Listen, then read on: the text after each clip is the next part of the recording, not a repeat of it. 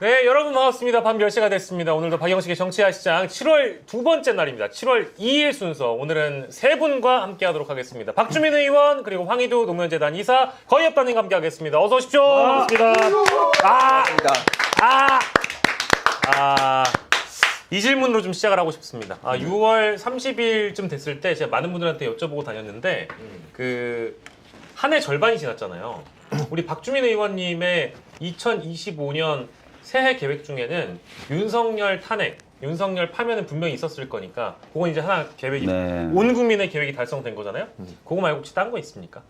올해? 계획으로 올해 계획 중에 그러니까 사실 작년부터 생각했을 때 계획은 저는 이제 올해쯤이면 제가 보건복지위원장이니까 연금 개혁 중에 모수 개혁은 끝났을 것이다. 상상을 했었고 작년에 생각했을 때 그리고 의료 대란도 계속 이어졌으니까 이제 다들 좀 복귀하고 좀 정리되고 새 판 짜고 이런 것들을 이제 꿈꾸고 계획했죠. 제 역할이나 거기에 비춰서. 어느 정도 그러면 이제 완성되어 가고 있습니까? 연금 개혁은 됐고 올 초에 이제 합의해서 처리했고 남은 게 이제 의료 대란 전공의들하고 의대생들 복귀인데 그것도 거의 다 돼가고 있거든요. 그러면 이제 올해 안에는 뭐 다 마무리가 된다. 제가 생각했던 제가 해야 될 일, 단기적으로 해야 될 일, 올해 꼭 해야 될 일이라고 생각했던 것들은 이제 뭐 할 수 있는 거예요. 그게 뭐 정치인 박주민의 어떤 새해 목표 뭐 이런 거니까 개인 박주민의 새해 목표 이런 것도 없습니까? 개인적으로는 사실은 제가 아이가 이제 초등학교 1학년 들어가서 그러니까 사실 저는 정치 시작하고 가장 힘들었던 측면 중에 하나가 아이하고 시간을 많이 못 보내요. 그래서 참 집에서 이제 짝꿍한테도 타박을 많이 당하고 혼도 많이 나는데 올해 이제 순탄하게 갔으면 조금 시간을 좀 내서 아이하고 좀 시간을 보내면서 그래서 제가 사실은 제 총선 끝나고 나서 좀 시간이 남거든요. 운전을 좀 운전 면허증은 있었는데 운전을 안 해버릇해서 연수를 좀 받고 이러면서 그럼 운전을 지금은 사실 잘 못하시는 거예요? 못해요. 그래서 아이도 좀 태우고 이렇게 좀 다니고 좀 하려고 그런 시간도 가졌었거든요. 제 총선 끝나고. 그래서 올해 좀 그런 시간을 근데 그건 안 되더라고요. 사실 아이의 입장도 들어봐야 되거든요. 무슨 얘기를 하는 거야 지금? 왜냐면 아빠랑 보내는 시간이 즐겁지 않다. 뭐 초등학교 1학년이면 아빠랑 보내는 시간이 제일 좋지. 좋아요. 엄마랑 좋아해요. 보내는 게 또 좋을 수 있어요. 엄마랑 보내는 거 좋아하는데 저희 짝꿍이 상당히 엄해요. 또 좋을 땐 좋을 때. 저는 해달라는 걸 웬만하면 다 해주는데. 그러면 또 아빠 만세죠. 아빠 만세. 아빠 만세. 참. 그럼 올해는 또 남아있는 기간 동안 우리 또 따님과 함께 따님 성함 얘기하면 되나요? 솔 괜찮아요. 솔? 네, 솔. 솔이랑 뭐 이렇게 잘 지낼 수 있는 아빠 박주민이 되는 걸 또 기원하고. 두 분은 어떻습니까? 두 분의 그 새해 신년 계획은 절반의 완성이 됐습니까? 희도 먼저 얘기하죠. 저는 항상 얘기하듯이 그 사이버 대란 종식과 fem코수계 청산 요걸 목표로 달리고 있어서 사실 어느 정도 이 fem코 사설 도박장 공론화된 건 다행이다. 맞아요. 그런 생각이 들지만 난 아직 배고프다. 갈 길이 멀다. 히딩크죠. 그런 생각이 듭니다. 그러면은 그건 이제 뭐랄까 사이버 내란을 진압하는 준 정치인 황희두의 목표라고 한다면 개인 황희두로서는 또 뭐 없습니까? 개인 황희두로서는 사이버 내란 종식과 fem코수계 청산. 아니 왜 그래 진짜. 저는 개인 없어요. 목표 좀 얘기해줘요. 그게 개인 목표이자 왜냐면 그게 전부가 아니잖아요. 새벽에 그것만 하고 있어요. 왜냐면 진짜 못 말리겠다. 그게 제 삶의 낙이기도 합니다. 왜냐면 저것들이 전 너무 약 올라가지고 승부욕 때문에 지금 이게 달리고 있는 거예요. 그래서 정치인이라면 이제 더 멋있게 포장을 하지만 저는 그냥 솔직한 생각을 얘기하는 겁니다. 저런 사람들이 저렇게 발 뻗고 사는 게 저 너무 꼴보기 싫어서. 팬코 들어가서 좀 봐야 되겠다. 요즘에 이제 제일 핫하게 공론화되고 있는 사이버 내란에 대한 주제를 지금 또 이끌고 계시기 때문에 요즘에 영상 많이 올라오고 있어요. 쇼츠도 영상도 많이 뛰고 있고요. 그 실제로 지금 이제 고소 20건 들어가거든요. fem코 유저들. 참 행복합니다. 막 글 삭제하고 자기들끼리 순위 조절하고 봤어요. 행복합니다. 막 이제 좀 뭐랄까 황희두 이사님 너무 급 공손해져가지고 황희두 이사님 정말 감사드립니다. 막 이런 글이만 오고. 그 친구는 그래도 반성을 하고 있는 친구. 반성한. 그런 분들에 대해서는 저는 깔끔하게 그 관대한 태도를 보이고요. 다만 이제 그한 타임라인 딱 지켰을 때. 왜냐면 그거를 그 기준을 제 스스로가 안 지키면 앞으로 어떤 경고를 해도 우습게 합니다. 그래서 확실하게 딱 그 약속을 지킨 사람들 그들에 대해서는 저도 선처를 하고 그 이후에 이제 간보던 사람들 여기는 얄짤없죠. 그러면 지금 사실상의 사이버 내란 지금 특검 황희두로서 목표가 이제 사이버대란 진압과 종식이 이제 올해 목표이라서 한 절반까지 왔다. 네. 이렇게 정리하고 우리 또 백재욱 선생님께서 거의 없다 선생님께서는 또 어떻게 우리 가장 훌륭하신 영화 평론가. 예. 일단 그러니까 저는 예전부터 생각하던 게 있었어요. 일단 윤석열이 감옥에 가고 나면 예. 그러니까 저는 여기가 제 그라운드가 아니잖아요. 지금 많은 오해를 받고 있는데 네네. 영화 많이 보는 시사평론가로 알고 있는데 아니 전혀 아니고요. 저는 시사 많이 하는 영화 평론가가 됐죠. 그러니까 이게 이제 그냥 저는 영화 유튜버고 저는 스스로 평론가라는 얘기도 안 합니다. 저는 자격이 없어요. 왜냐하면 하기를 그쪽으로 딴 게 아니기 때문에 그냥 저는 유튜브 찌끄레기다. 영화 예. 유튜브 찌끄레기인데 그동안 이게 저도 너무 빡쳐서 네. 윤석열 같은 저런 돼지가 아유. 나라를 잡고 흔드는 게 너무 화가 나서 예. 그럼 윤석열 저 자식이 내려갈 때까지는 내가 그래도 뭔가 좀 도움이 돼야겠다. 네. 물론 도움 크게 안 됐겠지만. 예.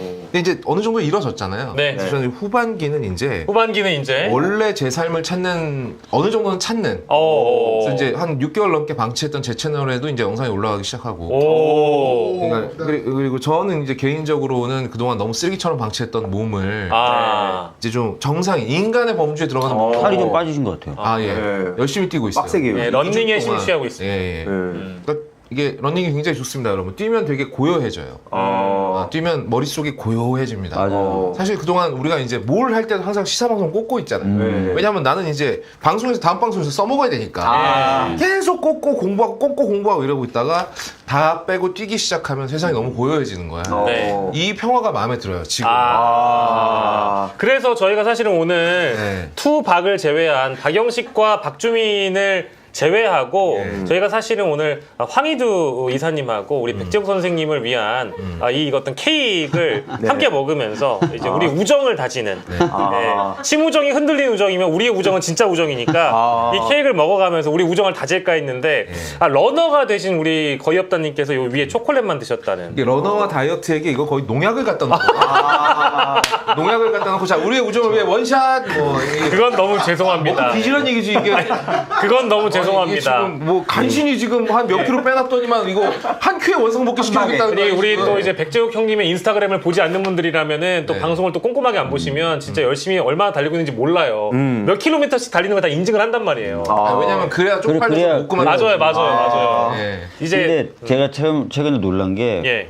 요즘에 보면 국민의힘 의원들이 거의 이제 멘탈이 붕괴 수준이에요. 네. 뭘 하는 게 없어요. 근데 요즘 만나서 얘기들을 들어보거나 지나가면서 얘기하는 걸 들어보면 뭘 열심히 하냐. 예. 다이어트들을 그렇게 아니 지금 국민의힘 의원들은 안 보이는 이유가 다이어트 때문에 안 보이는 아니, 거예요? 몇 명은 위고비 진짜요? 서로 상담해주고 마치 제가 모발이 잘 됐다고 사람들이 막 어디서 물어보듯이 야 너 그거 진짜 효과 있냐 막 이러면서 그런 얘기들 막 나누는 거 제가. 제가 알기로는 그 펜코수계가 네네네. 위고비를 만든다는 소문이 있어요. 그래서 그때 소문이죠. 그렇게 막 그 조절을 못했다는 얘기도 네, 위고비 부작용이 아니냐라는 긁어지는. 그리고 위고비 부작용이 또 이렇게 안타까운 게 또 하나가 있거든요. 뭐가 있습니까? 어떤 기능이 하나가 좀 또 그래요? 항상 뭔가 부작용에는 왜 항상 그 기능이 상실되거나 그 기능이 저하되는 게 나와 있는지 그래서 모르겠어요. 대전을 잘 안 가네 요즘. 또 뭐야? 대전 오해하지. 왜냐면 최근에 지금 김성준 씨가 다시 입을 열기 시작했습니다. 맞습니다. 중요합니다. 이따 맞아요. 얘기 있어요 이거. 예, 저 이따가 그것 때문에 왔습니다 오늘.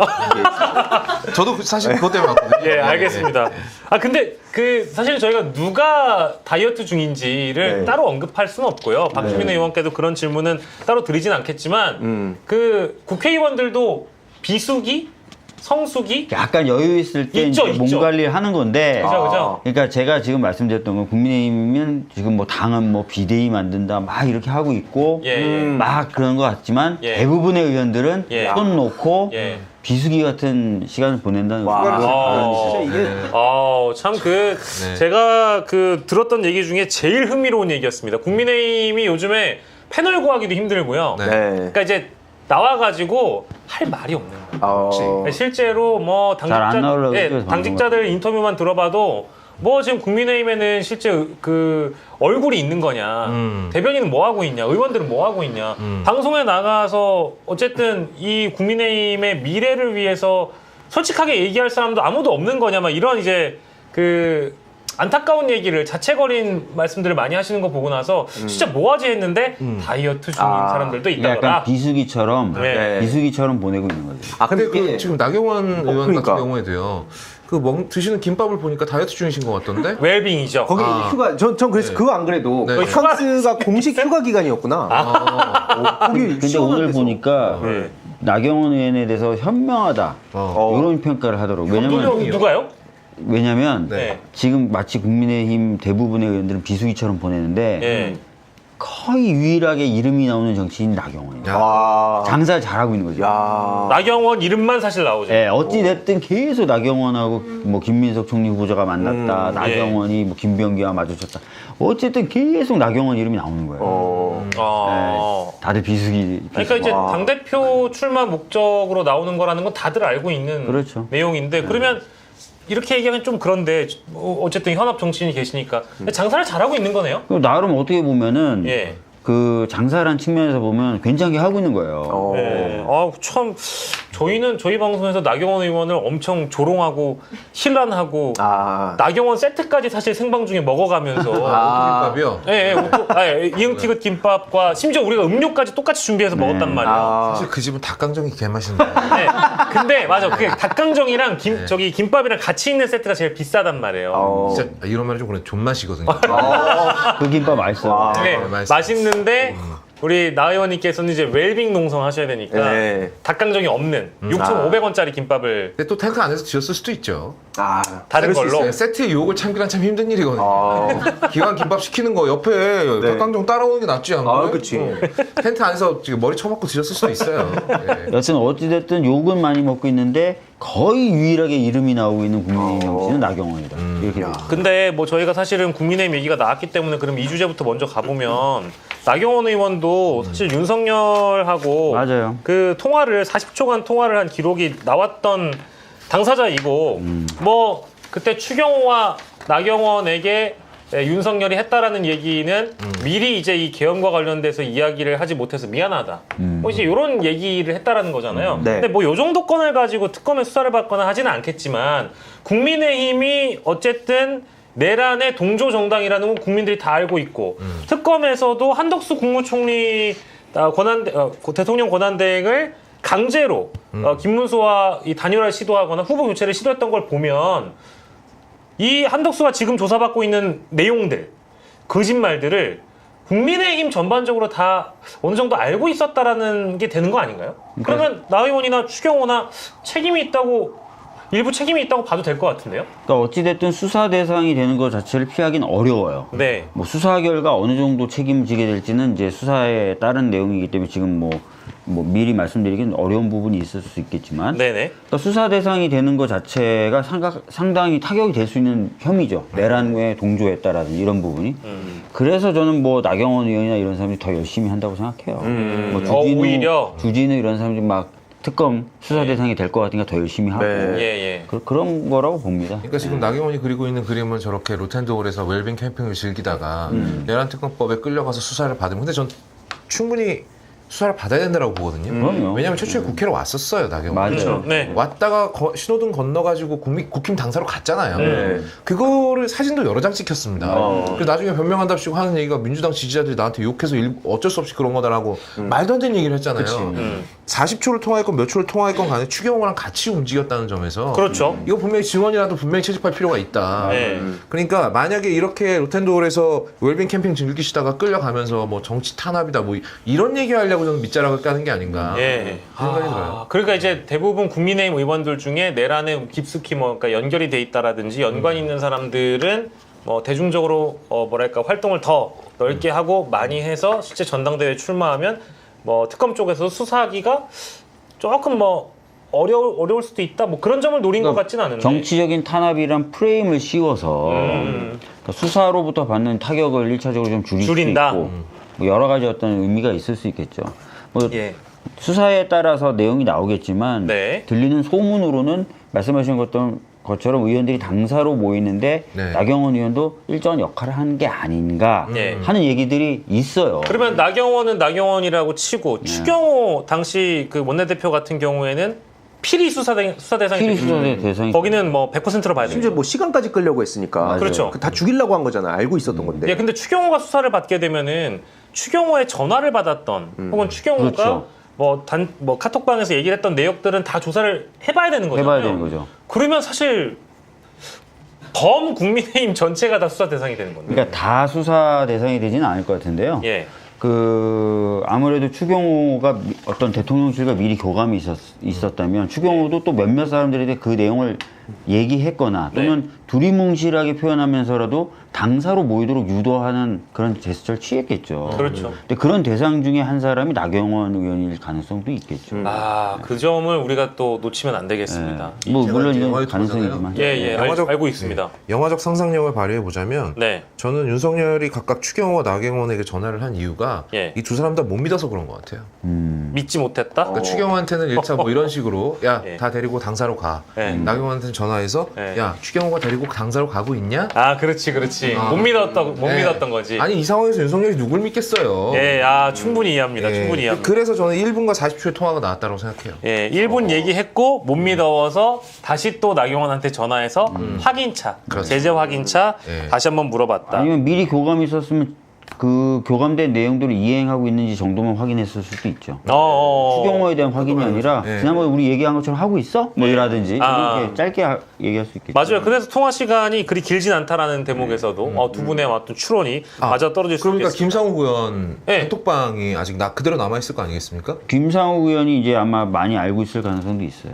그러면 진짜 민주당으로 네. 국민의힘의 네. 비밀의 방이 걸어 들어온 거잖아요. 그렇죠. 그런 거잖아요. 나는 김상욱 의원 여기 우리 쪽으로 온다고 했을 때 예. 다른 건 하나도 기억 안 나. 그게 제일 궁금했죠. 이 단톡방 갖고 있겠구나. 텔레방. 이거 100% 갖고 있을 거다. 그렇죠. 생각을 예. 못했네. 빨리 보존하라 그래야 되겠다. 예. 네.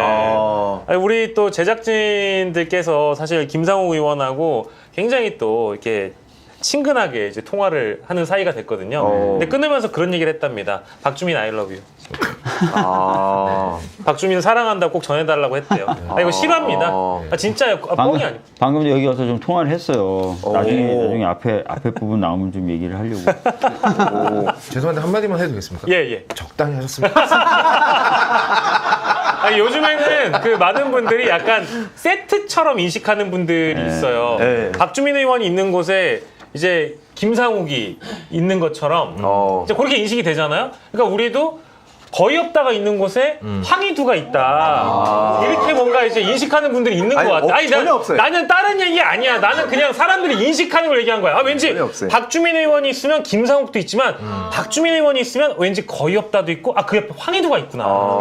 요런 거를 느끼는 시청자분이 많을 것 같아요. 희두가 요즘에 에고가 너무 커져가지고요. 네. 에고가 내가 누구 옆에 있을 사람이 아니다. 니들이 날 쫓아다니는 거지. 라고 생각하고 있는 거야. 사이버 내란에 또 특검을 맡고 오늘 있다 보니까 막 무덤이었네, 통하는 거죠. 여기가. 뭐가 무덤이에요? 아이, 좋아서 그런 제가 거지. 사실은 지난번에 이제 그러니까 제가 최근에 우리 앵커님께 예. 몇 번 이렇게 공격적으로 좀 치고 들어갔더니 팬분이 이제 자제하라고. 그래서 누가요? 오늘 참았거든요. 누가요? 댓글에 그래? 아예 자제를 무슨 해서 제가 참았는데 박영식이 팬이 있어? 아니 본인일 수 있어. 아이디가 PADIK 뭐였던 것 같은데. 본인일 거야 아마. 네 여기가 무덤이었구나. 아닙니다. 근데 아까 하나 궁금한 게 예. 박주민 의원 옆에 김상욱이 있다 했잖아요. 네네. 왜 박주민은 의원이고 김상욱은 김상욱이에요? 제가 그랬어요? 네. 몇 번을 반복했습니다. 상욱이 형 사랑하는 거 알죠? 예. 저보다 형이신가? 몇 년생이시죠? 82년생이라 그러고. 그러면 친구야. 친구예요? 동갑이에요. 예. 아무튼 뭐 이제 김상욱 의원께서도 주민이 형 가는 곳은 늘 따라오겠다. 정치화 시장 출연시켜달라. 이제 이런 부탁을 또 하시면서 박주민 사랑해 이렇게 했다고 합니다. 네, 김상욱 의원 보고 계시죠? 언제든 제가 기다리고 있겠습니다. 자, 그래서 오늘도 오라 그럴 걸 그랬나? 그럼 아까 통화할 때 저거 뭐 하냐 그래가지고. 아니. 그래서 방송 하려고 준비하고 있어요. 형 10시에 하는 방송이 어딨어? 이제 저희가 또 나중에 사장 남촌동이라는 걸 피해서 아마 이 시간에 하나 봐. 넌 또 뭐예요? 아니 근데 그 시간대 관계없이 그 김상욱 의원님이 민주당 오시고 나서 네. 그 유튜브 채널 출연한 거 제가 따라가 봤거든요. 정말 부지런히 다 하셨어요. 맞아요. 그러니까 이게 구독자층이 어떤지, 구독자 수가 어떤지, 동접자가 어떤지, 어떤 성향인지 이런 거 가릴 거 없이 심지어 얼마 전에 보니까 서울의 소리도 나가 계시더라고요. 그러니까 서울의 소리도 어찌 보면은 민주진보 진영의 큰 축이기도 하니까 네. 거기도 나가서 또 인터뷰하고 계시고 그래서 와 굉장히 많이 의외였어요? 의외라니. 에헤이. 그럴 줄 알았어요. 네. 내가 진짜 얘기했잖아. 그래서 어쨌든 서울의 소리도 나가서 방송 열심히 하시고 얼마 전에 제가 뉴스토마토에서도 뵙고 막 그런 거 보니까 다 나가시더라고요. 그래서 저희도 조만간 초대를 할 거고 이번에 보니까 검찰 오늘 개혁위원회 네. 거기도 같이 가셨죠? 그러니까 그 얘기 때문에 제가 오늘 거기도 같이 가셨죠? 원고를 봤더니 이렇게 돼 있더라고요. 그 뭐지? 자기가 이 토론회가 있는지 몰랐다고 이 원고에 이렇게 돼 있던데. 네. 저도 사실 텔레그램 방에 그 공지가 올라서 그거 보고 간 거거든요. 예. 그리고 제가 분명히 상욱이가 자기가 김상욱 의원이 그 텔레그램 방에 들어가고 싶다 그래서 저도 얘기를 해서 이미 들어가 있는 걸 알고 있는데. 그래서 제가 오늘 전화해서 야 텔레그램 방 보고 나도 갔는데 너 못 봤냐 그랬더니 텔레그램 방 아직 못 보고 있다고. 못 보고 있다고요? 네. 익숙하지 않은 거죠. 그 얘기구나. 익숙하지 않은 거. 박찬대 의원이 뭐 저기 그 문자 보내셨다고. 그래서 따로 아마 아니 그래서 뭐 이제 그 자리에서도 이제 세트로 또 형제같이 포착이 됐으니까 저희가 또 그 얘기하면서 이제 거의 없다 옆에 황희두가 있고 황희두 옆에 이제 거의 없다가 있다. 너무 사람들이 이제 좋아한다라는 걸 이제 거듭 말씀해달라고 제가 그 의견도 있지만 여기 지금 제작진 분들이 굉장히 꼭 언급해달라고. 전혀 그런 게 안 보이는데 댓글에서 전혀 보이지가 않는데. 자 그래서 뭘 보고 지금? 자 조용히 좀 해보세요. 검찰 개혁 토론회 얘기하고 있습니다. 검찰 개혁 얼마나 중요한데. 중요하죠. 그래서 열기가 뜨거웠습니까, 의원님? 오늘 굉장히 많이 왔죠. 의원들이 한 50명 이상 왔을 거예요. 근데 들어갈 자리가 없어서. 아니 그 영상인가 사진도 제가 잠깐 봤는데 복작복작하게 돼 있더라고요. 분위기 좀 어땠습니까? 분위기는 되게 좋았죠. 빨리 검찰 개혁을 마무리해야 된다. 그러니까 지금 당대표 후보로 나오신 두 분 모두가 신속하고 또 강력한 검찰 개혁을 다 주장하고 계세요. 추석 전에 하겠다라는. 추석 전에 또 어떤 분 3개월 뭐 비슷한 시기가 되는 거죠. 다 하겠다. KBS에 나갔던 정청래 의원이 받았던 질문 그대로 제가 굉장히 시건방지게 흉내만 내도 되겠습니까? 그럼. 그거는 허언 아닌가요? 그거는 허언 아닌가요, 의원님? 법안 내용은 다 마련돼 있기 때문에 통과시키면 되는 거죠. 그 KBS에서 그 말한 사람이 누구예요? 뭐 저 잘 모르는 앵커분이 진행하시던데요. 앵커분이셨어요? 물론 법이 통과된다고 해서 바로 뭐 검찰청이 폐지되는 건 아니죠. 유예 기간 이런 걸 둡니다. 뭐 지금 발의되어 있는 법안에 따르면 1년이라는 유예 기간 두는 법안도 있고, 뭐 심사를 하면서 그 기간을 좀 줄일 수도 있지만, 하여튼 법 통과 자체는 금방 할 수 있거든요. 그러니까 이제 이게 너무 당대표 후보자가 사실 공약 같은 말씀을 하신 거잖아요. 내가 이 약속을 지키겠다라고 얘기했는데 저는 사실은 좀 깜짝 놀라긴 했습니다. 저는 뭐 정청래 의원이나 박찬대 의원이나 두 분 중에 어떤 분이 당대표가 되셔도 검찰개혁은 완수를 해내실 거라고 생각하고요. 맞아요. 만약에 당대표가 됐는데 바로 이게 첫 발이잖아요. 이거 망하면 안 돼요. 본인도 망해요. 그럼 같이 망합니다. 그럼요. 그래서 저는 개인적으로는 정청래 의원을 좀 더 응원합니다만 왜냐면 저는 얼굴 큰 사람 좋아해요. 박찬대 의원은 그러면 정청래 의원 비교하면 좀 작을 수 있어요. 그런가요? 정청래 의원 실제로 보신 적 있나요? 본 적 있어요. 응원합니다.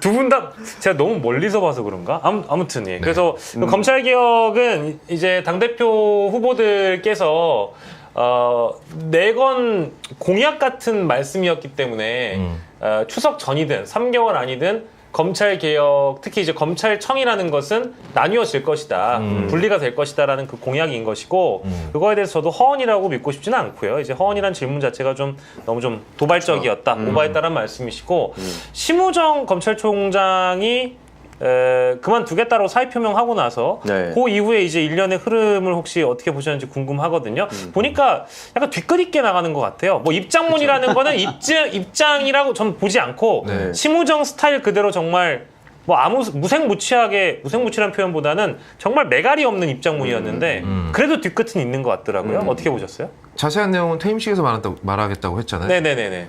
뭐 잘하다고 퇴임식도 또 따로 하고 그럽니까? 그러니까 굳이 3시에 기자회견을 따로 하면서 할 만한 입장문도 아니었거니와. 어떻게 보셨습니까? 튄 거죠. 그러니까 사실은 그 내용들 보면 뭐 형사사법 시스템을 얘기하고 뭐 100년 대계 얘기하고 기본권 얘기를 하고 그런 키워드 보면서 그 진짜 솔직히 진짜 짜증났던 게 뭐냐면 윤석열 뭐 김건희 그들도 마찬가지고 그 윤 변호인도 맨날 그 얘기하잖아요. 뭐 인권 얘기하고 뭐 인권 존중이 없다. 그러니까 제가 항상 느끼는 게 민주주의, 뭐 자유, 기본권, 인권 이런 거를 민주개혁 진영에서 열심히 지켜서 뭐 제도도 바꿔내면 그걸 저들이 이제 계속 저항했던 것들 아닙니까? 근데 그걸 또 지들이 홀라당 갖다 써요. 지들 필요할 때. 그래서 이게 참 민주주의가 이래서 어렵구나. 이 생각이 진짜 많이 들었고 결국엔 사실 저렇게 발악을 한다 해도 심우정도 어차피 피할 수 없는 사람 아닙니까? 특검 관련해서. 그래서 그냥 최후의 발악을 하는 거다. 다만 그 검찰 그 안에 그 직원들 쫙 깔려가지고 막 박수 쳐주고 꽃다발 주고 뭐 이거 보면서 진짜 역겨웠습니다. 아 맞아요.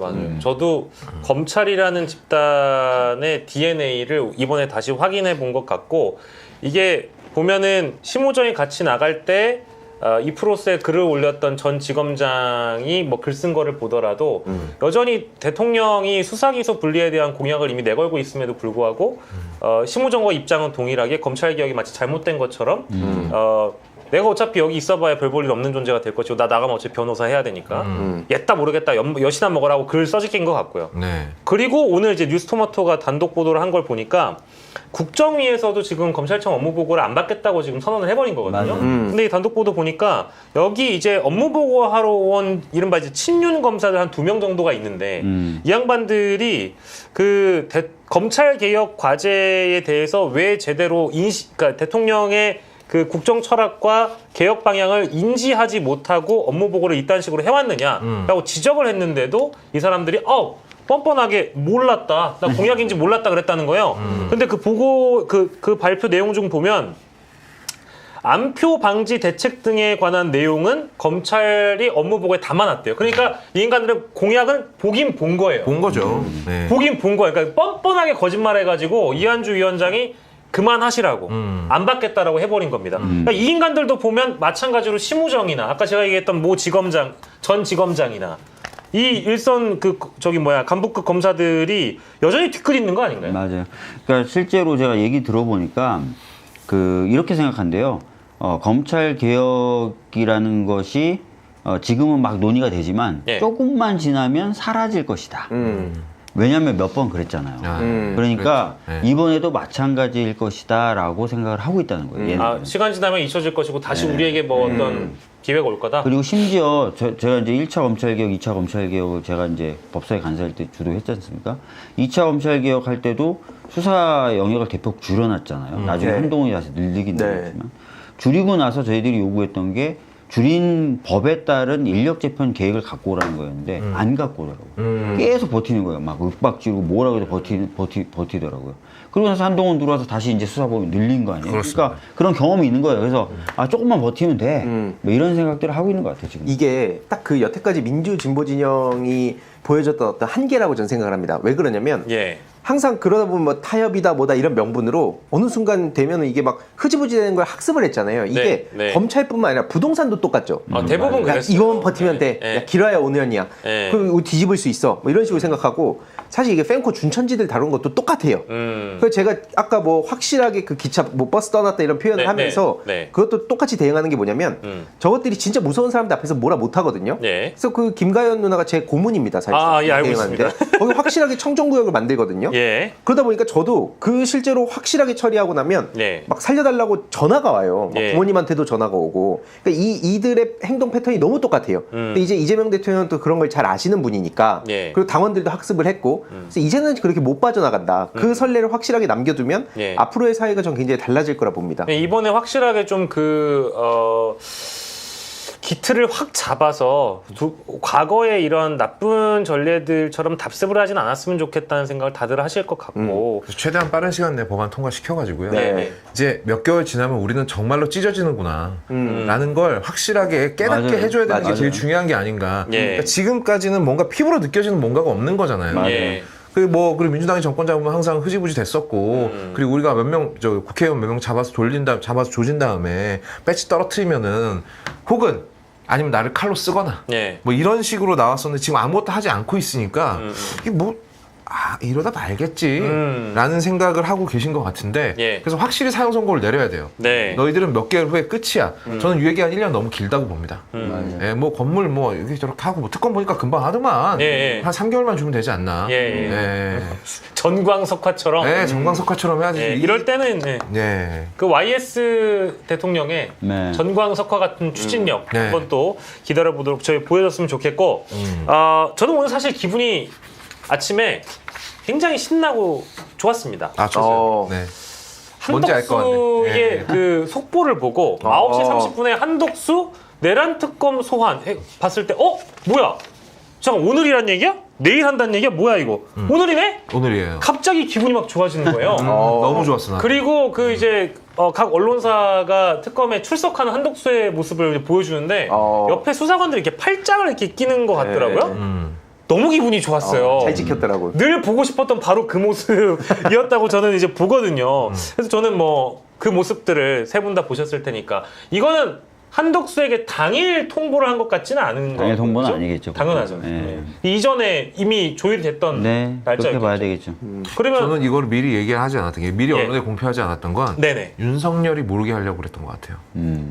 아 예. 윤석열. 그러니까 지금 윤석열이 예. 1차 소환 통보에 응하지 않았잖아요. 예. 원래대로라면 7월 1일 날 나왔어야죠. 안 나왔잖아요. 그렇죠. 그러면 이제 조은석 특검에서 그래? 그럼 네가 안 나오는 동안 우리는 너를 묻을 구덩이를 더 깊게 팔게. 네. 라는 태도로 보여요. 네. 제가 보기에는. 네. 그래서 그럼 거기에 필요한 게 무엇이냐? 한덕수, 이상민. 한 명 더 있는데 누구였지? 한덕수, 이상민, 박성재. 맞아. 박성재. 이 세 명을 데려다가 빼도 박도 못하게 짜놓는 거죠.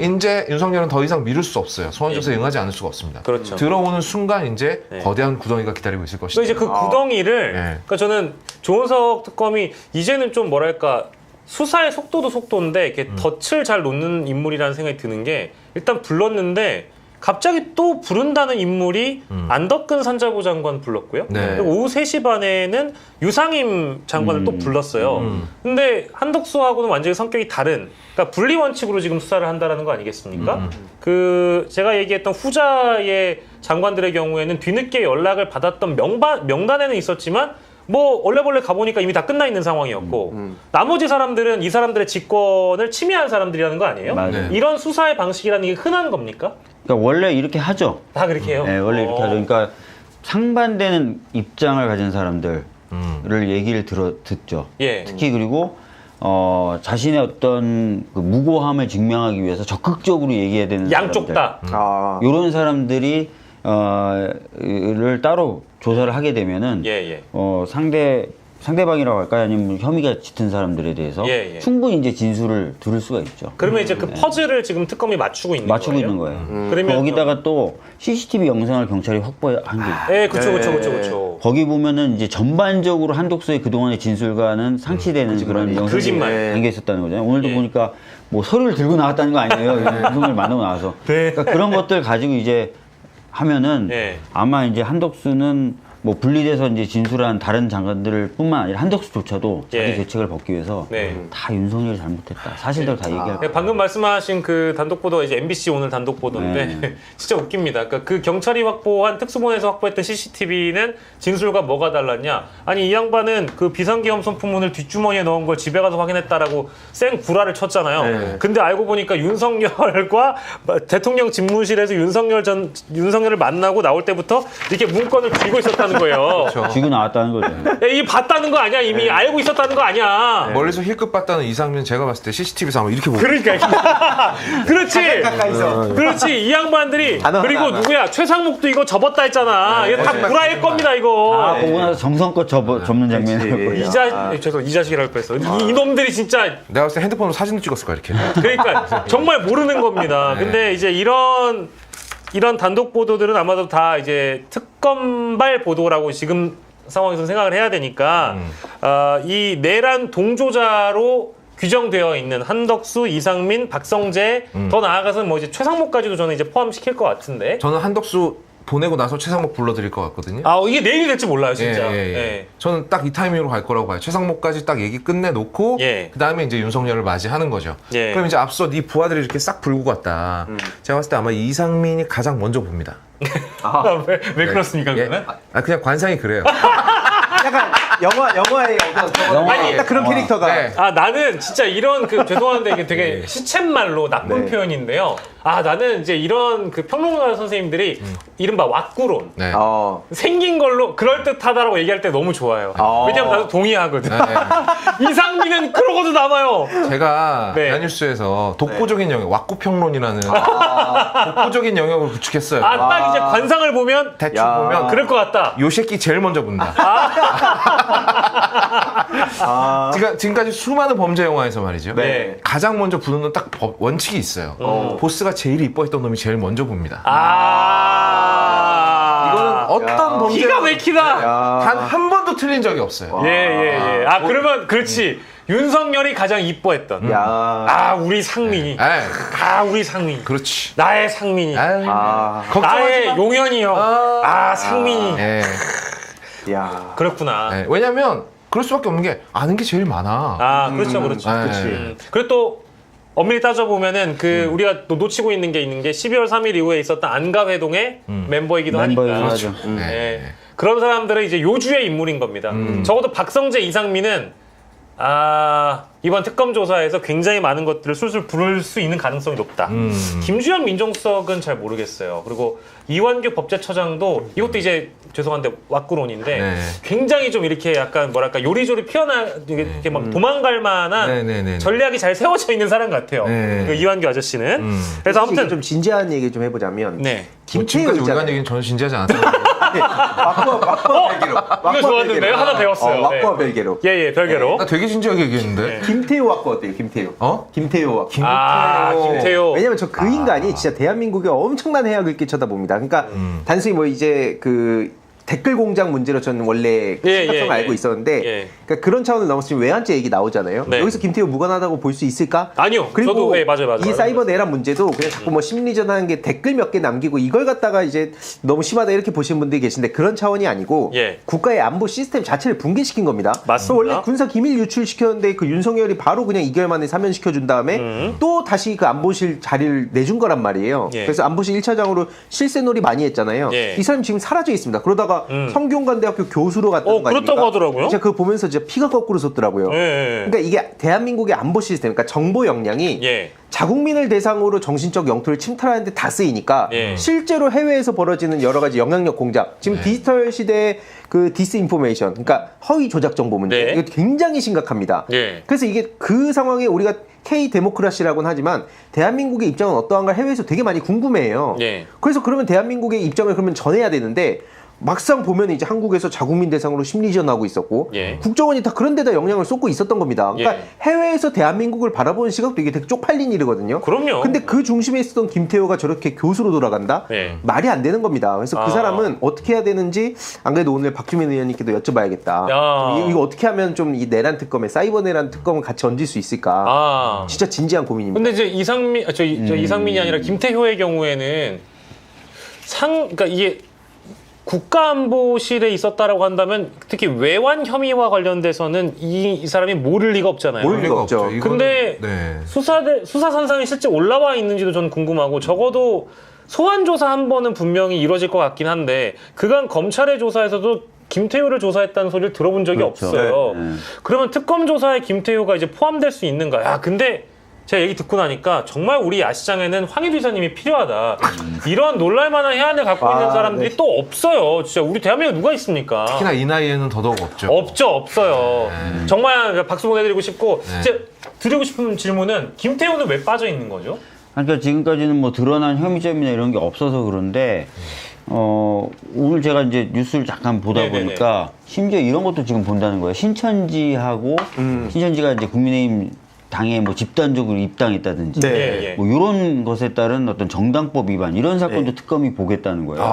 그러니까 상당히 이제 범위를 넓혀주고 있으니까 그런 부분도 한번 보면 좋을 것 같네요. 그 댓글 공작이라든지 무슨 댓글팀 운영이라든지. 실제로 신천지가 국민의힘 경선에서 대규모로 당원 가입해서 윤석열을 적극적으로 밀었잖아요. 맞아요. 그 이야기를 제가 당 내에 있는 사람한테 들은 적이 있어요. 어떤 당을 말씀하시는 겁니까? 국민의힘. 국민의힘? 혹시 김상욱 의원님 누가 매개가 돼서 한 10만 명 정도가 들어왔다. 그래서 그 10만 명 정도 된 일치 단계에서 움직인다. 이런 얘기를 제가 그 당 안에 있는 사람한테 들은 적이 있어요. 막 김무성 의원 얘기도 나왔었거든요. 보도도. 네. 이만희 뭐 윤석열 뭐 이런 얘기도 있었는데 그러니까 제가 진짜 너무 답답한 게 신천지 건으로 제가 징역형을 살게 된 거예요. 거역형이 맨날 놀리는데 범죄자라고. 아니 전과자라고 놀렸죠. 전과자라고. 단어 똑바로 합시다. 팩트 체커. 되게 중요한. 아니 나는 실제로 희두가 억울하게 당했다라고 생각을 해요. 그럼요. 그러니까 전과자만 팩트예요. 범죄자는 아니죠. 전과자. 억울한 전과자라고 해. 전과자인데 그게 이제 1심에서 제가 무죄를 받았어요. 그 신천지 이명박 그 건으로. 근데 그때 당시 1심에서 상세하게 증언을 한 분도 있었습니다. 어땠냐면 이명박 박근혜 2007년 경선 현장에서 어떤 일이 벌어졌는가 간단히 말씀드리면 이제 그 실제 현장에 동원됐던 사람 중에 한 명이었거든요. 재판에 증인한 분이. 근데 현장에 서로 이름도 모르고 얼굴 눈도 마주치지 말고 버스를 막 여러 대 태워서 그 현장에 갔다는 거예요. 가가지고 시킨 구호 같은 거 외치고 왔다. 이런 내용들을 증언을 했고 1심에서 무죄를 받았습니다. 이게 2심에서 뒤집히고 최종적으로 유죄가 된 거죠. 그래서 저는 개인적으로 이 문제가 뭐 신천지 얘기하면 다 황희도처럼 된다. 이런 식으로 또 저들이 여론전을 하더라고요. 전혀 그게 사실이 아닙니다. 근데 이거는 그 신천지라고 하면은 아주 이를 악물고 있는 언론사가 대표적인 언론사가 이제 CBS 녹음이 있어요. 그쪽에서 이제 단독 보도가 굉장히 많이 나오는데 CBS 뭐 단독 기사 찾아보면 신천지 연루 설이 아니라 사실로 확인된 보도가 많아요. 그래서 방금 이제 박주민 의원님 말씀해주신 그런 어떤 국민의힘 경선에 신천지 신도들이 동원됐다라는 점은 이거는 사실 더 확인해 볼 필요가 없는 보도로서 우리가 확인한 팩트입니다. 그래서 그 대목도 같이 수사 선상에 넣어서 보면 사이버 내란까지도 이게 우리가 함께 수사해 볼 수 있는. 이게 왜 그러냐면요. 실제로 제가 그때 CBS랑 뉴스엔조이라고도 있었어요. 맞아요. 그것도 인용을 했었거든요. 근데 정작 그런 데는 물어보지도 않았대요. 이명박 재단 측에서. 거기서 고발했었거든요. 근데 그게 곽상도 건, 미래통합당 건이 합쳐져가지고 공직선거법으로 엮인 거예요, 제가. 그래가지고 되게 세게 맞은 건데, 징역형으로. 근데 저는 2003년도 신천지 내부 문건을 보면 어떤 내용이 나오냐면요. 노사모를 능가하는 온라인 조직도 만들자는 얘기가 나옵니다. 2030을 파고들어서. 그러니까 그들이 온라인에 대해서도 어떤 식으로 침투했는지를 알아야 된다는 거예요. 심지어 어느 정도로 치밀하냐면 이게 20년 전이잖아요. 그때도 아이디에 종교 티나지 않게 만들어라. 그래서 막 하면 안 되는 예시 이런 것까지 아주 상세하게 20년 전에 뭐 홀리 지저스 이런 거 쓰지 말라는 얘기죠. 그런 거 다 빼고 그냥 아닌 척 활동해라. 그래서 이게 실제로 거기서도 산업기기 전략이라는 게 있습니다. 교회에 침투해가지고 멀쩡한 교회를 신천지화 시키는 건데 오프라인에서도 그거래요. 길게 보고. 그럼 온라인에서 어떻겠냐 이 말입니다. 근데 이걸 막 음모론이라고 하는 분들이 가끔 계셔서 답답한 마음에 흥분했네요. 아닙니다. 흥분하셔도 됩니다. 이렇게 그 가끔 맑은 눈에 광인이 될 때 황희두 눈도 아름답다. 이 말씀 꼭 드리고 싶고. 신천지의 그런 행태에 대해서도 수사를 하니까 그 정치권 이런 데서 동원됐던 그런 댓글팀에 대한 수사나 이런 것도 이루어질 필요가 있죠. 그리고 국힘도 이거를 몰랐을 리가 없고. 몰랐을 리가 없어요. 알고 용인했다라면 정당법 위반이에요. 그쵸. 국힘은 여러모로 그냥 지금 자기네들이 해산하는 게 제일 나을 거예요. 해산 당하지 말고. 제가 오늘 어떤 얘기도 들었냐면 국힘 쪽 젊은 정치인인데 지금 이런 상황인데도 당이 바뀌려고 안 하잖아요. 해산됐으면 좋겠다는 얘기가 있더라고요. 차라리 해산됐으면 좋겠다. 재섭이 잘 지내는지 모르겠다. 누굴까? 재섭이. 제 친구 이제 박재섭이라고. 제 친구, 저희 친척 중에 백재섭이라고 있어요. 왠지 이거 그랬다. 아니요. 이거는 근데 그냥 정말 그냥 때려 맞춘 거고 그럴 리가 없고. 국민의힘에도 젊은 의원들 많으니까 뭐 김용태도 있고 김재섭도 있고 등등등 이제 많이 계신데. 누구야 더? 하지 마. 나 그 두 사람 말고. 주민이 형님 어려워지시잖아. 하지 마세요. 근데 진짜 답답한 거죠. 그러니까 사실은 이제 대선을 기화로 어떻게 보면은 당이 좀 바뀔 수도 있는 계기가 될 수 있다. 왜냐면 패배를 통해서 또 당이 바뀌기도 하잖아요. 근데 이게 지금 안 되는 거예요. 인정을 안 하니까. 인정 안 하니까. 근데 그래서일까요? 저희가 이 주제를 길게 가려고 하진 않았지만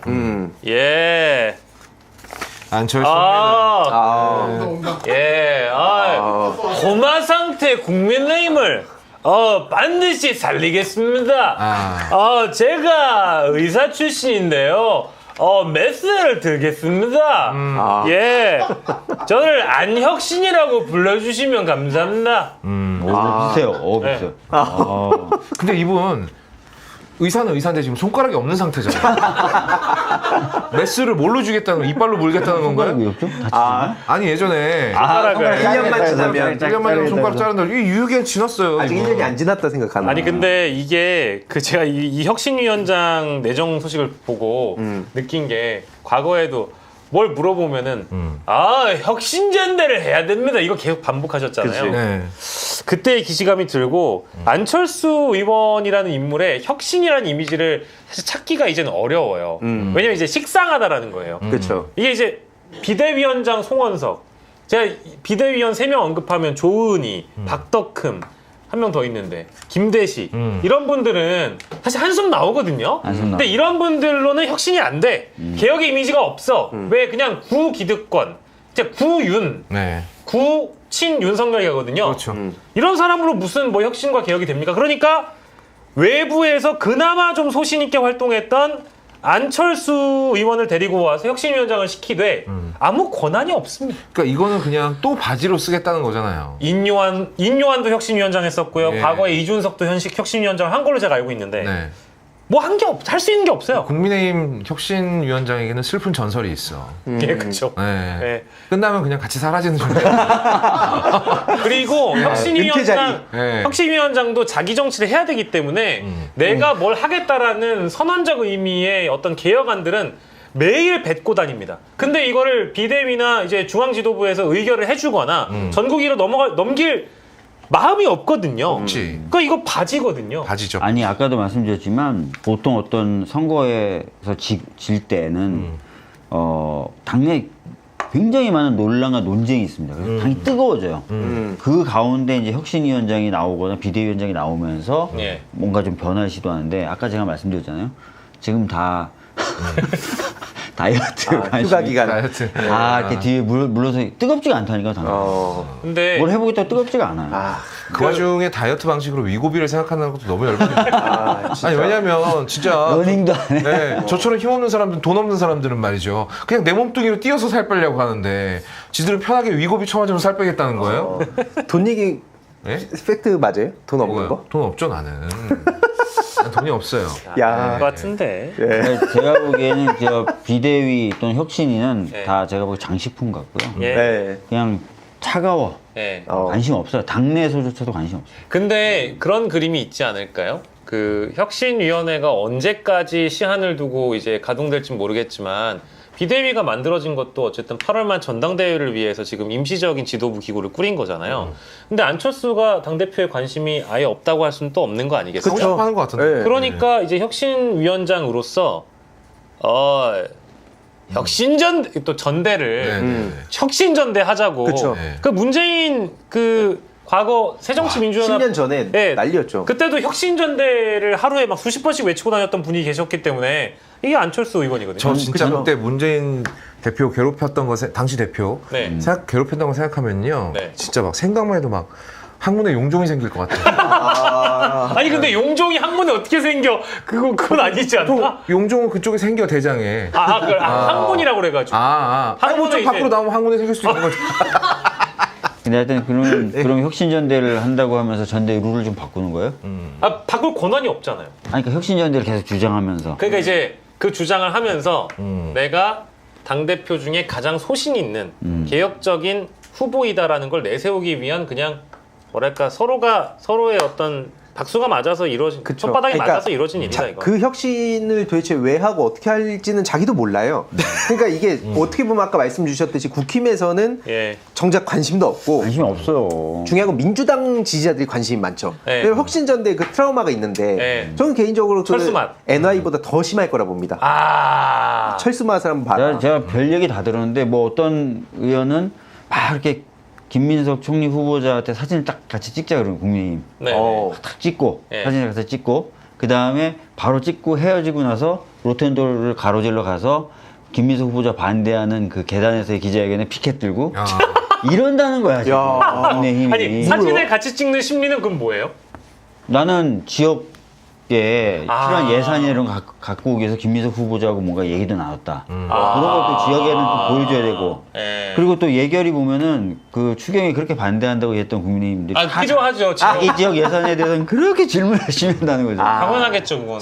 그러니까 지금 지금 국힘 지지자들도 카페에서 그런 거 물어봐요. 저기 국민 지원금 어떻게 받는지 아시나요? 그렇지. 동시에 여기선 욕하면서 포퓰리스트 하면서 뒤에서 어떻게 봤죠? 와, 중국에 나라 팔아먹는다.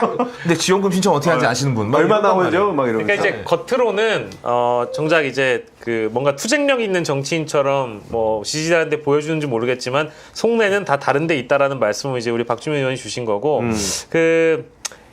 전당대회 출마까지 뭐 일단 누가 후보군이 될지도 뻔합니다. 나경원 후보, 뭐 안철수 후보, 또 한동훈 후보, 뭐 좀 또 갑자기 뭐 원희룡 후보 이런 분들 나와가지고 똑같이 지난 전당대회처럼 정말 멍멍이 싸움 하거나 또 의자 던지거나 막 누가 지지자들끼리 의자 던지거나 막 난닝구 막 걷고 막 테이크다운하고 이런 거 하지 않으면 다행인데 그럴 가능성이 매우 높다라고 저는 보고. 근데 한동훈은 나올 거라고 보십니까? 지금 안 나올 가능성이 점점 커진다 그러던데요. 그래요? 왜 그렇습니까? 그건?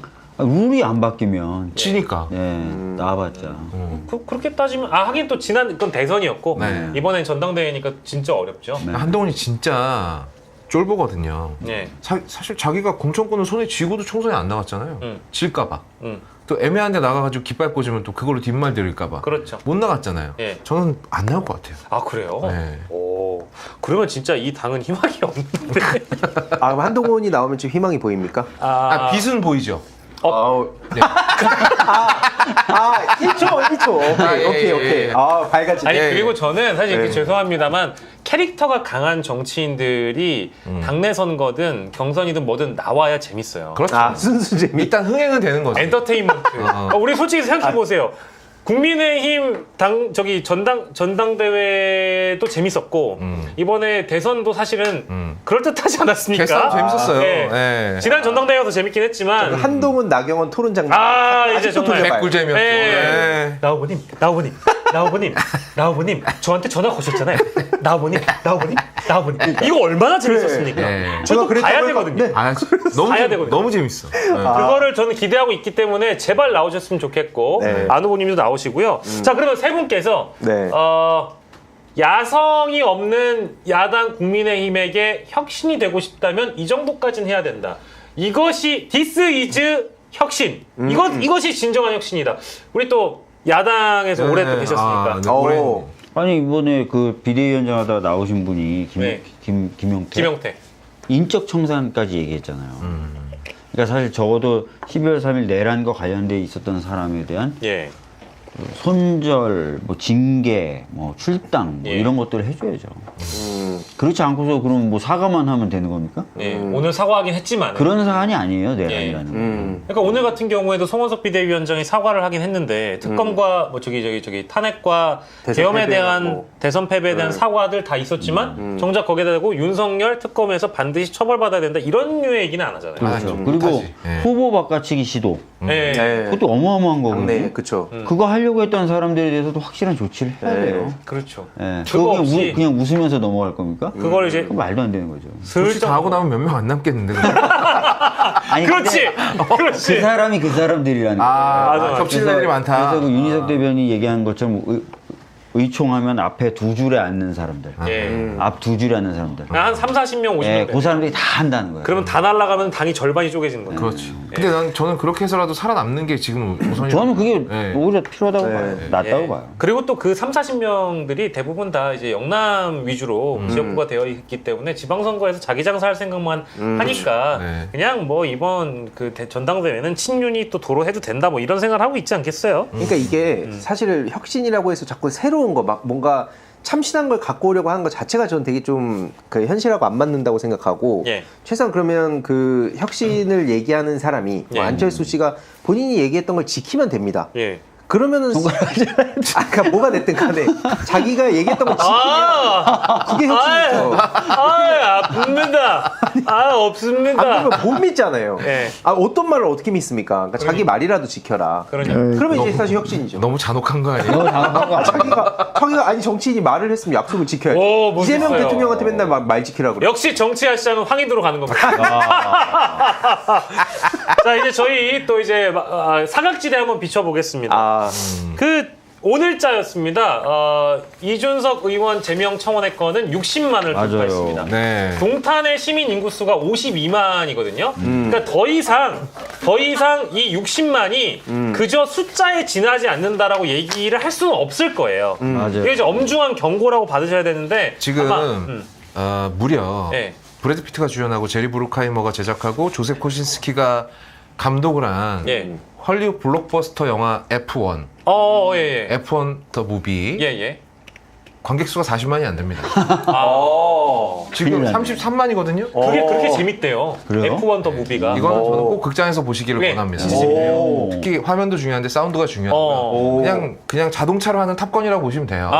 네. 그 정도의 정말 쾌감을 주는 영화인데 그 영화 지금 한국 관객 수가 33만 명이라고요. 아니 그럼 60만 원 얼마나 대단한 거야. 어마어마한 거죠. 야. 그러니까 브래드 피트에 대한 호감의 2배만큼 이준석에 대한 비호감이 있다는 거예요. 심각하네. 대박이네. 확 와닿네. 네, 브래드 피트를 좋아하는 거에 2배가량 이준석을 싫어한다는 얘기입니다. 네. 참. 야. 아니 근데 이거에 대해서는 뭐 아무 심각성을 또 모르고 있는 것 같고 사실 심각한 거는 이준석 개인에게도 심각하지만 이준석 의원 개인에도 이제 이런 위기를 겪고 있지만 개혁신당 상황이 요즘에 뭐 아주 좋지 않다고 합니다. 그러니까 기사에 나온 거는 보도에 돼 있던 거는 이제 이준석 의원을 아주 오랜 기간 함께했던 보좌관이 어느 나라로 떠난다. 네. 뭐 이제 이런 얘기. 네. 그리고 주변에 있는 사람들이 이제 왕왕 지금 뭐 보면 허은하 의원도 떠났고 김용남 의원도 떠났고 개혁신당에서 이탈한 사람들이 한두 명은 아닌 거잖아요. 근데 그 와중에 의원실에 있었던 뭐 보좌관이 떠나거나 이런 경우는 사실 심각하게 받아들여야 되는 것 같고요. 페북에 아주 흥미로운 글을 남겼던데 네네. 온갖 정말 정남이 뚝 떨어지게 해주셔서 감사합니다. 뭐. 예, 뭐 대구의 네. 지역위원장이 네. 있던 걸로 알고 있어요. 예. 대구시당위원장이. 대구시당위원장인가? 네. 근데 그리고 나서 다시 또 정정했더라고요. 그치 이제 정남이 뚝 떨어지게 해줘서 정말 감사합니다 하고 이제 떠날 것처럼 했다가 기사화가 됐는데 다시 컴백한 거죠. 네, 그러니까 이거는 내가 나간 건 아니었다. 그래서 원래 그걸 준비해놨다가 그 추가적인 입장 보고 이제 그걸 보류해뒀는데. 예. 근데 중요한 건 어쨌든 그 안에서 뭐 때문에 정내미가 떨어졌다고 한 거냐. 여러 가지가 있겠지만 자기들끼리 지금 소송까지 하고 있습니다. 그게 뭐 저는 잘 모르지만 뭐 어떤 돈에 대한 부분이라고 들었어요.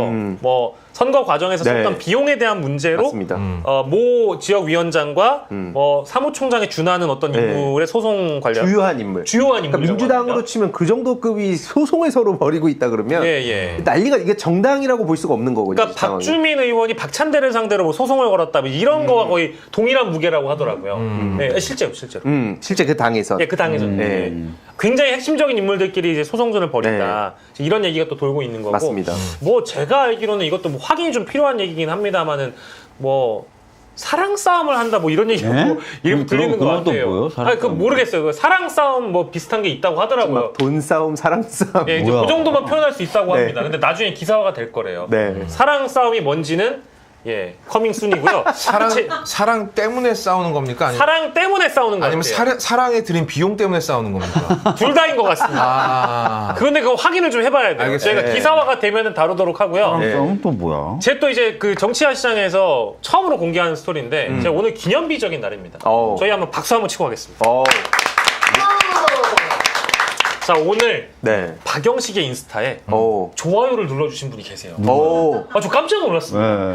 아니 왜 유명인들은 이름 옆에다 파란 딱지가 붙잖아요. 그래가지고 뭐야 이거. 아니 나는 친구들이랑 바캉스를 남자 4명이서 되게 이제 불쌍하게 여행을 갔다 왔어요. 일단 남자 4명이 갔다는 얘기는 사진으로만 확인이 가능한 겁니다. 그렇죠. 아니 그러니까 어쨌든 갔다 왔어요. 그 사진에 좋아요를 셀럽 같은 분이 남기셨는데 봤는데 이준석 의원 얼굴이 있는 거예요. 그래가지고 이거 사칭 계정인가? 하고 들어가 봤지? 진짜 본인이야. 뭐야 그러지? 본인이 왜 내 인스타그램에 좋아요를 눌렀을까? 아직까지 풀리지 않는 의문입니다. 아니 왜냐면 박영식 앵커가 일배로 유명하잖아요.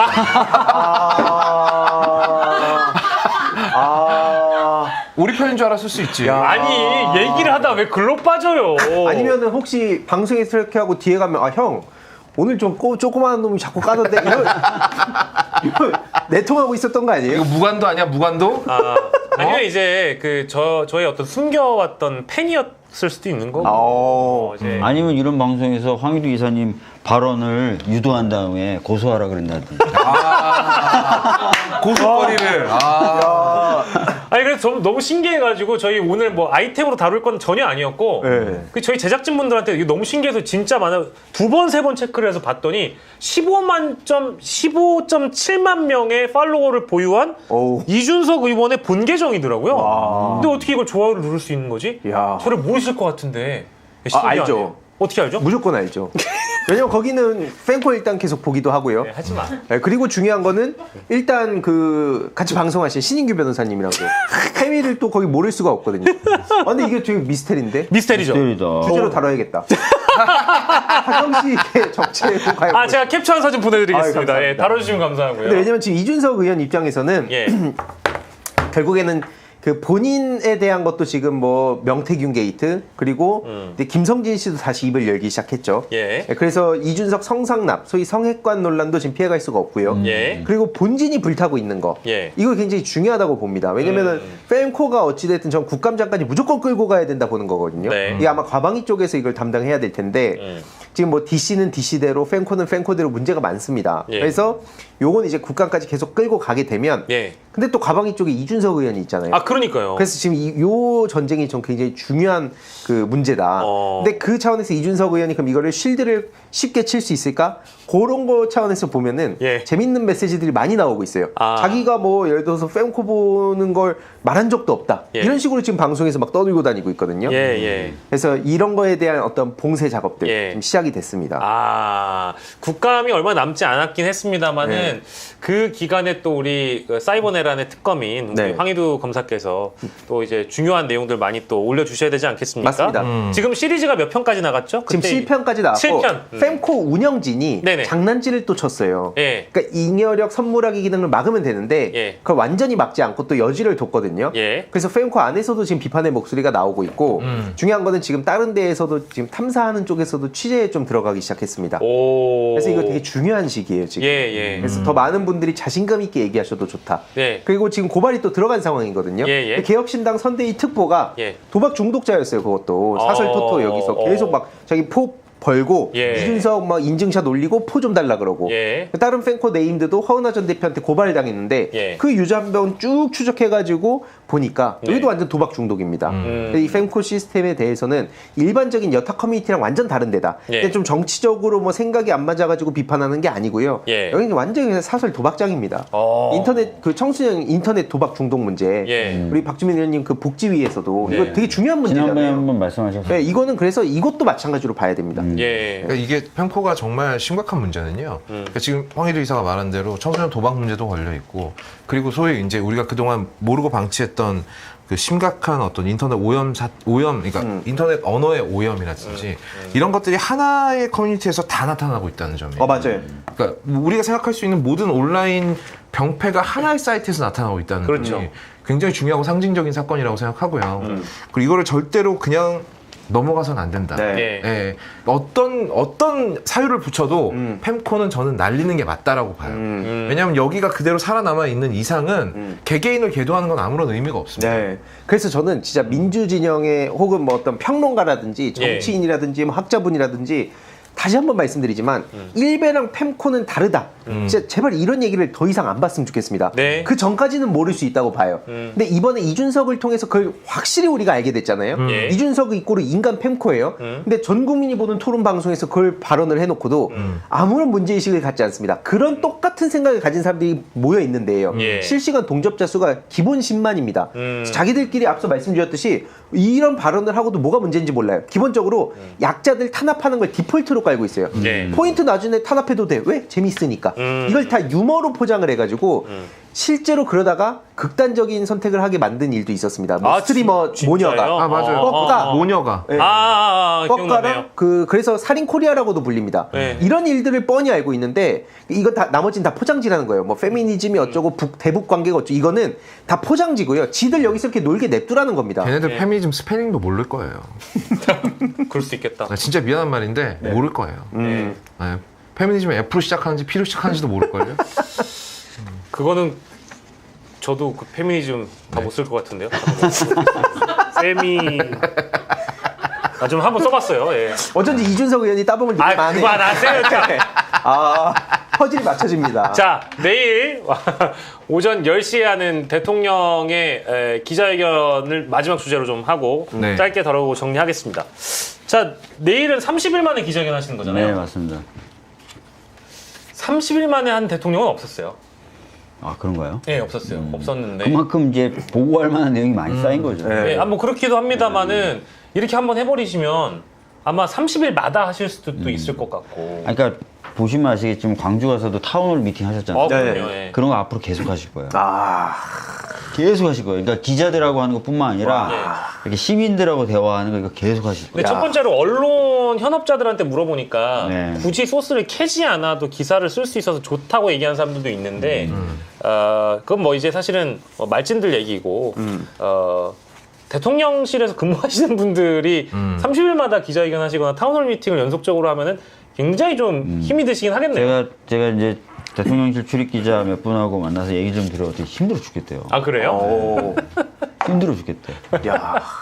그리고 또 타운홀 미팅 형태로 이제 그 기자회견을 하면 네. 매달 질문을 준비를 해야 되는 게 되잖아요. 그렇죠. 네. 지금도 매일 이제 대통령실 강유정 대변인하고는 이제 티키타카가 이제 되고 있는 상황이지만 대통령과의 기자회견은 사실 다르거든요. 그쵸. 굉장히 열심히 준비를 하시기도 하고 어떤 질문 해야 될지 조율도 해야 되고 막 그런 그리고 게 이재명 대통령이 가장 무서운 게 역질문하잖아요. 뭘 하면 되냐. 그렇죠. 그리고 뭐 아주 디테일한 수치를 막 이렇게 물어본다든지. 네. 그래서 이제 하다 보면 식은땀 흘리는 경우가 많거든요. 네. 그걸 또 다 봤기 때문에 기자들도 긴장할 수밖에 없다. 전 좀 어이가 없는 게 예. 원래 해야 되는 일입니다. 아 그렇죠. 예, 그걸 이제 와서 하게 된다고 불평 같은 거 할 생각하지 마시고요. 네. 지금까지 날로 먹었던 거예요. 예, 지금까지 막 보도자료 다 만들어서 나눠주면 그거 그대로 똑같이 쓰고 이거는 초등학생도 해요. 그리고 막 카톡장 켜놓고 여기서 네. 질문 받아갖고 그 자리에서 그냥 하고. 네. 그리고 아니지. 대통령이 역질문하는 것도 당연한 겁니다. 질문을 제대로 못하니까 그런 거예요. 질문에 세부 사항이 없거나 디테일이 없으면 거기다 대고 대답하면 이상하게 기사 쓰니까 확실하게 물어보는 거 아니에요. 근데 그걸 대답하기 싫다 그러면 기자를 때려치셔야죠. 말도 안 되는 소리 하지 마시고요. 그리고 제발 그 좀 어처구니 없는 질문 할 거면 차라리 그냥 다른 기자한테 그리고 제가 기자분들에게 꿀팁 하나 드리겠습니다. 네, 꿀팁. 질문이 어려운 이유가요. 자꾸 대답을 한쪽으로 몰려고 하니까 어려운 거예요. 자꾸 질문을 창조해내려고 하니까 어려운 겁니다. 진짜로 궁금한 걸 물어보세요. 자기가 준비한 거나 아니면 진짜로 궁금한 걸 물어보면 어려울 이유가 없습니다. 그냥 처음부터 이거 좀 까는 기사 좀 써야겠는데 맞아. 이러고 질문을 생각하니까 생각이 안 나는 거예요. 정확합니다. 예. 그러니까 예를 들어서 질문은 그냥 자기가 그러니까 순수 궁금한 거. 네. 박영식 SNS에 왜 좋아요 눌렀습니까? 그렇지. 기자한테 물어보면 이게 그렇지. 질문이죠. 그렇지. 결과에 끼워 맞추면 안 되지. 근데 내가 박영식을 악마화해야겠다. 그렇지. 이걸 깔고 질문을 하면 이준석한테 이렇게 질문하겠죠. 혹시 박영식 군과 친하기 때문에 좋아요를 누른 건가요? 그렇지. 라고 질문이 하게 되잖아요. 예. 그럼 이제 이준석이 역질문. 박영식이 누군가요? 이런 막히는 거야. 어쩌다 눌렀을 뿐. 네. 왜냐면 이제 습관적으로 이제 막 이렇게 올리면서 이제 연속적으로 좋아요 누르시는 분들도 있더라고요. 그 중에 하나가 아닐까 싶긴 한데, 설정 너무 좋았습니다. 근데, 우리 박주민 의원께서 생각하시기에는 내일, 어떤 질문들 위주로 많이 등장할 것 같은지. 인사에 대한 질문 많이 할 거고. 분명히 나오겠죠. 최근 인사에 대한 질문 많이 할 거고. 예. 부동산 대책 질문 좀 많이 하겠죠. 네. 그리고 이제 외교 부분도 얘기할 거예요. 왜냐면 좀 있으면 진짜 어찌됐든 트럼프와 만나서 예. 관세에 관련된 협상이라든지 이런 것도 해야 되고. 아마 전승절 얘기도 나오겠죠. 전승절 예, 얘기도 중국 나오겠죠. 네. 그런 얘기 쭉 나올 겁니다. 예, 그거 이외에도 뭐 사실 기자들이 뭐 물어볼 수 있는 시간이니까 자유롭게 물어보면 되고 타운홀 미팅 형식이라는 게 뭐 광주 때 보셔서 아시겠습니다만은 어떤 형식이나 뭐 이런 순서 이런 거 다 내려놓고 정말 자유롭게 네. 대통령에게 물어볼 수 있는 기회니까 저는 굉장히 좋은 소통의 장이 된다고 보고 사실 대통령들이 대부분 100일 쯤에 하셨었잖아요. 원래. 그리고 좀 시간 지나면 이제 안 하게 되는데 네. 제가 이제 대표님 시절에 제가 대표님 모시고 행사를 여러 번 해봤어요. 근데 제가 사회를 보잖아요. 조금 지나면 답답하신지 사회 이제 보지 말라고 그러고 본인이 다 하셔요. 그게 더 속도감이 있어서 그럴 수도 있겠다. 그러니까 뭐 그런 것도 있고 그 하시고 싶으신 말씀도 많고 하니까 설명하고 싶은 얘기도 많고 하니까 상법 관련돼서 제가 한 3차례 모시고 행사를 했었거든요. 그러니까 처음 대표하실 때 하고 두 번째 대표하실 때 한 번, 처음 대표하실 때 두 번, 상법 관련돼서 3번 했는데 뭐 티키타카 되게 좋아하시고 저는 이제 사회를 보면 자꾸 제지하고 다른 사람한테 기회 주고 막 넘기려고 하니까 충분히 얘기하고 싶으시니까 이제 됐다 그러는 아니 그래서 저도 드는 생각이 내일이 아마 10시부터 한 2시간 한다고 들었는데 1시간 반 정도 그런가요? 왜냐면 점심이 약속돼 있어요. 야구랑 맞다. 오찬. 맞다. 정확한 정보를 알려주세요. 비교섭 단체 비교섭 단체와의 오찬이 내일 그 바로 이어서 예정돼 있기 때문에 더 딜레이가 될 수는 없겠구나.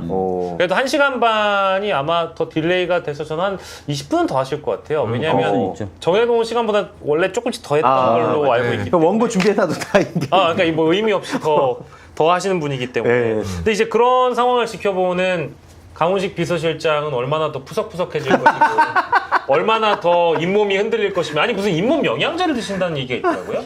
그래서 지난번에 국회 왔길래 잘 지내냐 그랬더니 너무 힘들다 그러면서 야 얼마나 힘든데 그랬더니 자기 한 달 안 됐는데 나 5kg 빠졌어. 와. 고생 많이 한다. 와. 잠은 얼마나 보통 잘까요? 저 잘 몰라서. 뭐 주요한 멤버들은 새벽 5시 출근합니다. 와. 거의 이제 뭐 쪽잠 난다는 얘기죠. 새벽 5시 출근합니다. 그러면 집에 갔다 보통 와야 11시 정도까지 일합니다. 와. 그러면은 문재인 대통령 때도 그랬고요. 이번에도 제가 그래서 그런 식으로 돌아가 그랬더니 그런 식으로 돌아가 이렇게. 그럼 좀 오픈 얘기지만 윤석열 때는 되게 좋았겠네요.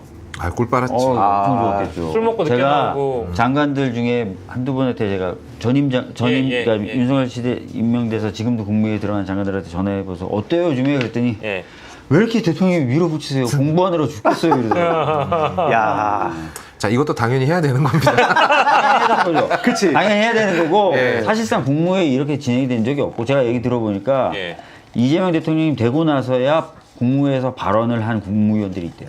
그래. 맞아. 윤석열 때는 혼자 다 얘기해.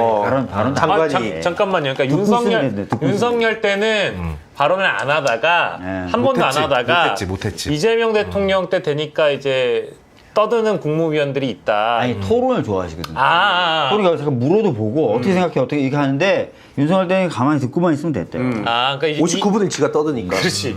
이준숙 방통위원장처럼 대통령을 한번 매겨보겠다 이런 식의 접근이 아니고 실제 말할 기회가 없었기 토론이 돼서 때문에. 좋고 그다음에 이주호도 물러나면서 하는 얘기가 소통이 참 생각보다 소통이 잘 되더라고요.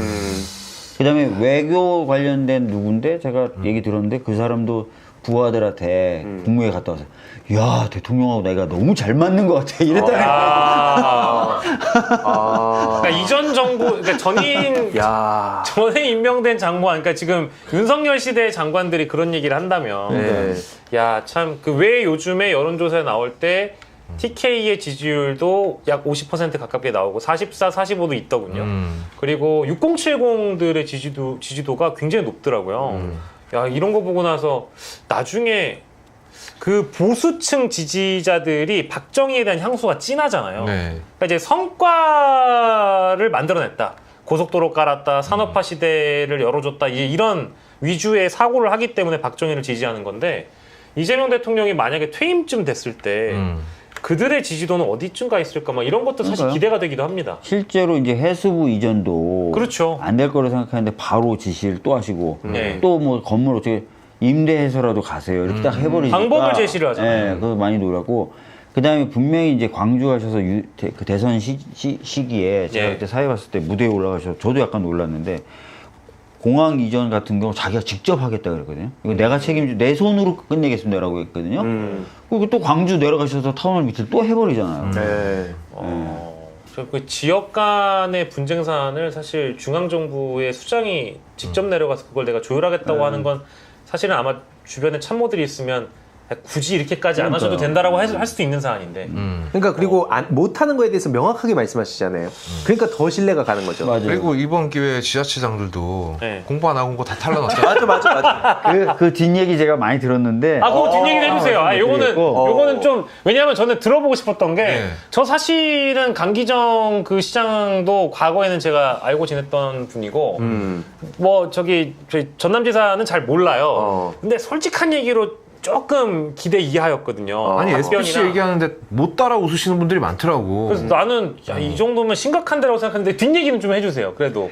안 돼요. 저는 그래도 광주시장도 그렇고 도지사도 그렇고 나름의 또 사정이 있었다 이 얘기해 주실 줄 알았는데 그런 뒷얘기가 아니군요. 아니 네. 사정이긴 사정인데 뭐 그 사정을 지금 얘기한다고 해서 뭐 실드가 안 되죠.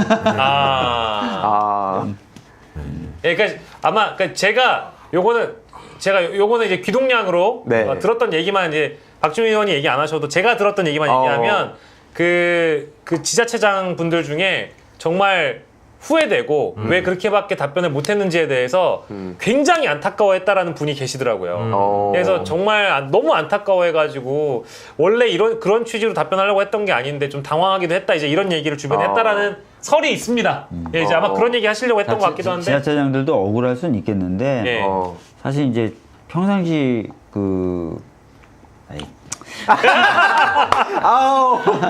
제가 좀 성격이 잔인한 편입니다. 예, 말씀하세요. 대통령이 오는 기회가 흔합니까? 야, 네. 야, 맞아요. 대통령이 직접 와서 얘기를 듣겠다는데 그치. 지자체장 일생일대 기회 아니에요? 맞아요. 거기에 무슨 핑계가 있어요?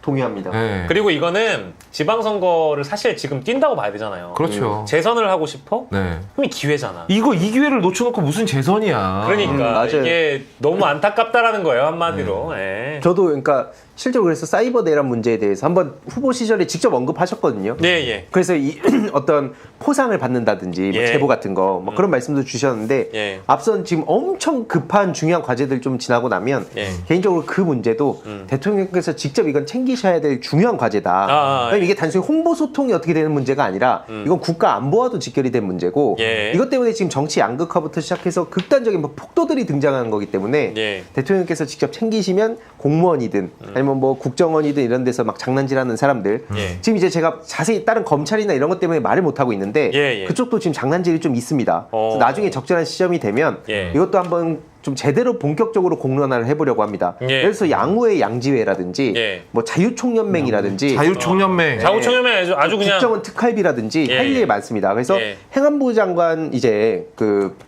좀 자리 잡고 나면 예. 자유총연맹에 대해서 빨리 드라이브 걸어야 됩니다. 예. 거기에 드글드글해요 또. 예, 원래 이게 이번 정부 때 자총이 문제된 적이 있어요. 맞아요. 거기다 극우 유튜버들 자문위원 주고 맞아요. 그래가지고 실제 그 극우 유튜버들이 사실상의 관변단체 활동을 할 수 있게끔 정권까지 바꿨죠. 길을 열어주고 뭐 예산도 투여하고 했을 겁니다. 그쵸. 이제 그런 대목들을 말씀하시는 지자체 거고. 예산, 예. 정부 예산. 맞습니다. 그걸 어디다 썼냐? 네. 리박스쿨이랑 이게 무관하냐? 무관할 리가 있겠어요? 네.